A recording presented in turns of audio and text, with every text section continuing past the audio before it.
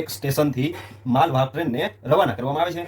6 કલાક બાદ તે જ સ્ટેશનથી એક એક્સપ્રેસ ટ્રેનને 90 કિમી કલાક પ્રતિ દરથી રવાના કરવામાં આવે છે. તો બંને ટ્રેન એકબીજાને 4 કલાકમાં ક્રોસ થતી હોય તો માલવાહક ટ્રેનની ઝડપ શોધો. હવે અહીં માલવાહક ટ્રેન જો અગાઉ 6 કલાક રવાના થઈ હોય અને ત્યારબાદ એક્સપ્રેસ ટ્રેન એને 4 કલાક બાદ આમતી હોય તો માલવાહક ટ્રેન ટોટલ 6 + 4 10 કલાક સુધી એ અંતર કાપશે.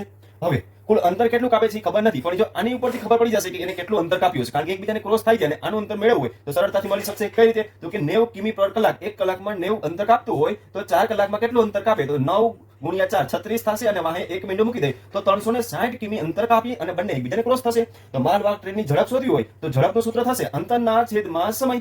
હવે અંતર કેટલું છે? તો બંનેનું અંતર તો સરખું છે, 360 કિમી. તો 360 ભાગ્યા આના માટે સમય કેટલો છે? એને 10 કલાક સુધી અંતર કાપ્યું છે તો 1 મિનિટ ઉડી જશે તો જવાબ આવશે 36 કિમી પર કલાક. એટલે કે એની ઝડપ માલવાહક ટ્રેનની ઝડપ 36 કિલોમીટર પર કલાક હશે.